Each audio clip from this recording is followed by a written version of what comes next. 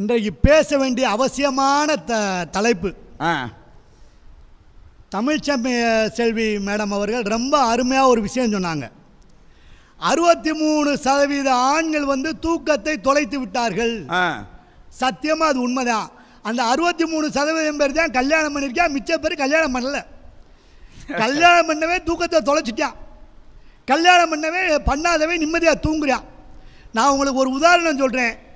ஒரு கோயிலுக்கு போங்க, யார் கடனாளியாருக்கு காரணம் தெரியும். பெண்களுக்கு என்னென்ன வச்சுருக்காங்க ஒரு கோயில் கடையில்? கரண்டி, கொலுசு, வளையல், தோடு, மூக்கத்தி, தமரா செட்டு எல்லாம் வச்சுருக்கான். யாருக்கு? பெண்களுக்கு. ஆண்களுக்கு என்ன வச்சுருக்கான்? திருவோடு, ருத்ராட்ச கொட்டை, காவி துண்டு. இப்போ புரியுதா? நான் சொல்கிறேங்க, எங்கள் வீட்டில் இல்லாங்க பீரோலில் பட்டுச்சேலையை அடுக்கி வச்சு கட்டுறதில்லை. அதுக்கு அந்த உருண்டை வாங்கி போட்டு எங்கள் குடும்பம் அந்த உருண்டுருச்சு. எங்க இவங்க எப்படி பேசுகிறாங்க பார்த்தீங்களா? நான் சொல்கிறேன், எப்படித்தான் உண்மையிலேயே நீங்கள்லாம் இந்த உலகத்தில் இருக்கீங்களா இல்லையானே எனக்கு தெரியலை. சார், நம்மளுக்கு என்ன சார் செலவு? 100 ரூபா சட்டை, 150 ரூபா வேட்டி, 250 ரூபாயில் ஆம்பளை பினிஷ் ஆகிட்டான். ஒரு ஃபங்க்ஷனுக்கு போகட்டும், நல்லதுக்கு போகட்டும், கெட்டதுக்கு போகட்டும். நான் இன்னைக்கு சொல்கிறேன், பெண்களுக்கு பட்டு புடவை 10,000 ரூபா குறைஞ்சது. 1 லட்சத்துக்குலாம் இருக்கியா? இல்லை, நான் குறைஞ்சது சொல்கிறேன். குறைஞ்சது 10,000 ரூபா பட்டு புடவை. அதுக்கு ஒரு ப்ளவுஸ் தைக்கிறாங்க, அதுக்கு என்னமோ ஆரி ஒர்க்குன்ற. ஆரி ஒர்க்கு என்னது? அதுக்கு பேர் ஆரி ஒர்க்கு. ஆரி ஒர்க்கில் ப்ளவுஸ் தைச்சா 5,000 ரூபா. இது போட்டுக்கிற கட்டிக்கிற துணி, இதுக்கு மேலே நெக்லஸு, தங்க வளையல், தோடு, இதெல்லாம் இருந்தாத்தான் இவங்க போவாங்க. இல்லைன்னா மானம் டொம்முன்னு விழுந்துடும். நான் சொல்கிறேங்க, எங்கள் வீட்டில் நாங்கள் வகுத்தறிச்சு இல்லாமல் சொல்கிறேன். டேபிள் டாப்புனாங்க, பெரிய கிரைண்டர்னாங்க, என்னமோ 5 கிரைண்டர் இருக்குது. ஆனால் ஒரு நாள் கூட எங்கள் வீட்டில் ஊற வச்சு மாவு ஆட்ட மாட்டேன்டாங்க, கடையில் தான் மாவு வாங்குகிறோம். ஒரு கிரைண்டருக்கு ஒரு கடைன்னா 5 கிரவுண்டுக்கு 5 சீர்வரிசை வச்ச அந்த கல்லு, ஆட்டுக்கல்லு வீட்டுக்கு வெளியே கிடக்கு. நாய் படுத்து தூங்கிக்கிட்டு இருக்கு. எனக்கு சீர் வயசே வைக்கலையே.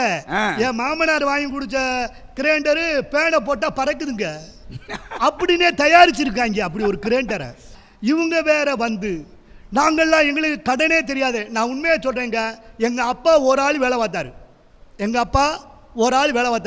6 பிள்ளைகளை படிக்க வச்சார். இன்னைக்கு நானும் வேலை பார்க்குறேன், என் பொண்டாட்டி வேலை பார்க்குறான். ஒத்த பையில படிக்க வைக்க முடியல. அவனுக்கு ஃபீஸ் கட்டுறதுக்கு தெருவா கடை வாங்குறோம். அதுக்கு என்ன பிச்சை எடுக்கிறேன். நான்லாம் வித்தியாசமாக பிச்சை எடுப்பேங்க. வெள்ளிக்கிழமைனா மீனாட்சி அம்மன் கோயில், ஞாயிற்றுக்கிழமைனா சர்ச்சு. என்ன வேணா சொல்றீங்க? பயல நான் சனிக்கிழமை சோளிங்கர், சனிக்கிழமை இன்னைக்கு சோளிங்கர். ஏன்னா நான் உண்மையை சொல்றேங்க, என்னைக்கு பெண்கள் படிச்சு வேலைக்கு போனீங்களோ அன்னைக்கு தாங்க பிரைவேட் ஸ்கூலே வந்துச்சு தமிழ்நாட்டில். என் பிள்ளை இந்த ஸ்கூல்ல தான் படிக்கணும், என் பிள்ளை ICC சிலபஸ் தான் படிக்கணும். நீயே 3வது பெயில், நீ சொல்லி கொடுத்துருவியா? அது ஸ்கூலுக்கு அனுப்புனா ப்ராஜெக்ட் பண்ணுறதுக்கே நம்ம உயிரை வாங்குறாங்க. ப்ராஜெக்டை பண்ணு, 3 வயசு பிள்ளைக்கு ப்ராஜெக்டை பண்ணுனா எப்படிங்க ப்ராஜெக்டை பண்ணு? அது ப்ராஜெக்ட் பண்ணுறதுக்கே நான் வட்டிக்கு வாங்குறேன், 5 வட்டிக்கு. சாட்டை வாங்க சொல்கிறாங்க, மீன் தொட்டியை தூக்கிட்டு வர சொல்கிறாங்க. ஸ்கூலுக்கு அனுப்புகிறேன்னா இல்லை ஸ்கூலில் டீச்சர் சொல்லித்தர வேலை பார்க்குறாங்களா இல்லை ப்ராஜெக்ட் வேலை பார்க்குறாங்களானே தெரியலை. எப்போ பாரு ப்ராஜெக்ட் பண்ணு. நான் சொல்கிறேங்க, நான்லாம் நடந்து ஸ்கூலுக்கு போனேன். இப்போ வேன் பீஸே மாதம் 3000 ரூபா தர்றேன். வேன் பீஸ் 3000 ரூபா தர்றேன், 10 பீஸ். இதுக்கு யாரு காரணம்? சத்தியமா சொல்றேன் சார், என் மனச்சாட்சியை தொட்டு நான் மட்டும் இல்ல, மக்கள் தொலைக்காட்சி மூலமா சொல்றேன்.